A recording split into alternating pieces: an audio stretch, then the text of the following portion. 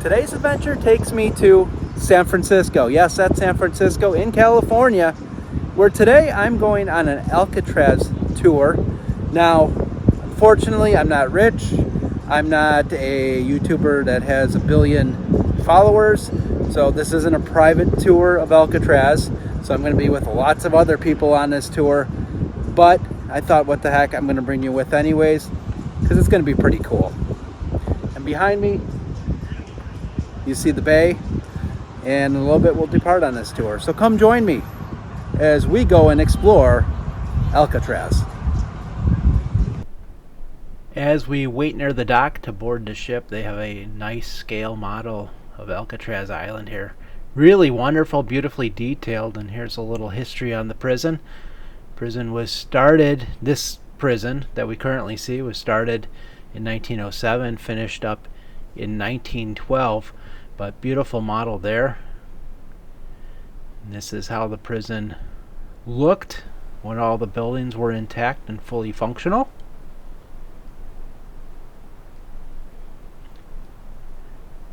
And as we scan over to the queue line, we see the ship that we will be boarding any second now to take us over to the prison. It's about a little over a mile out from the bay here. And today is a really breezy day. Quite the waves here on the ocean as we approach Alcatraz. Now you know why they call it the Rock. It looks like it's literally just sitting on a rock. It's really amazing when you think about it, the building of this. Here we arrived to the visitor entrance of the prison. It was amazing to me that Alcatraz was actually a military installation long before it was a prison, and it housed prisoners of the Civil War back in the 1860s. But you can see here the beautiful exterior of this prison. Kind of reminded me of the old Joliet prison. And inside the prison, 3 levels of cells on each side of the aisle. This reminded me a lot of both Joliet and the Ohio State Reformatory I've been to. Ohio State, I think, had 4 levels, and Joliet has 2 levels. This had multiple aisles, which is very common amongst prisons of this time era. And as we look into the cells themselves, pretty small. Got a sink, toilet, bed. Unfortunately, there was some vandalism here back in the 60s. Native Americans actually took over this island for a bit and did some damage to the property, unfortunately, before it was taken over again by California and became a park. Here we are in what they call the solitary area. This is where the most dangerous prisoners hung out, and it seemed pretty light in there. I mean, they pretty much had a good amount of light, but some of their cells were bigger than normal cells, but these prisoners stayed in their cells 24 hours a day, 7 days a week, did not come out of their cells, so that's why their cells were a little bit bigger. And here we can see some of those prisoners, amongst them Al Capone and Machine Gun Kelly, amongst others.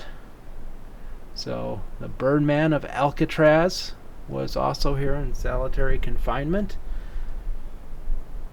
And here's one of the solitary cells here. Kind of dark on the inside, especially when they had the main door closed, but a little bit bigger than the other cells. It's very interesting.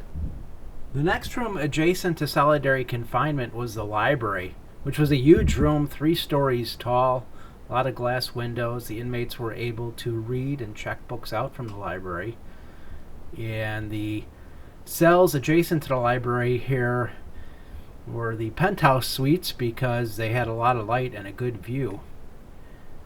And what happened in June 11th, 1962, famous story, 3 men, Clarence Anglin, John Anglin, and Frank Morris, planned to escape from Alcatraz, and how they did that was using spoons and other instruments, they actually dug through the concrete wall there and made paper mache heads to resemble themselves to look like they're still in their bed sleeping.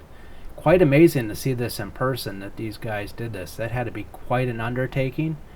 Nobody knows if they actually survived and made the trip across the bay onto the mainland. But shortly after, the prison was closed. Not a coincidence. And here we are on the second floor. This is actually above the mess hall, which for some reason I didn't film. I thought I filmed the mess hall. Obviously that's where they all ate. It was just a big room. There was really nothing in it. It wasn't anything remarkable.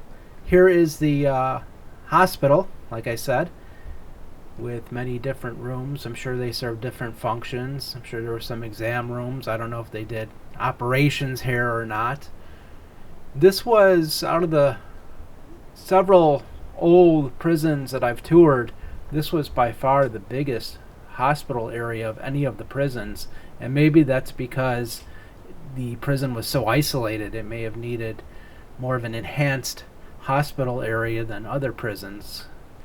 It did have a morgue on property, which was a separate building, which again I didn't film for some reason, but it was a small building that was able to house a couple of bodies if need be. And of course, what is a prison without the underground tunnels? And Alcatraz has several tunnels, and tunnels going back to the Civil War period, not just the Alcatraz period. Unfortunately, we were only able to go in this one tunnel that led to the docks, but there were other tunnels on the property that, well, we weren't able to get into. I would have loved to have explored those areas, but not able to in this case. But a great tour nonetheless. Okay guys, hopefully you enjoyed the video here, even though there's a lot of people around. Try to do the best I can with it. Really neat prison. This is like the third or fourth one I've been to, not Alcatraz, but other prisons around the country. Definitely worth the visit if you're out here in San Francisco. So thanks for watching, and as always, until next time, keep exploring.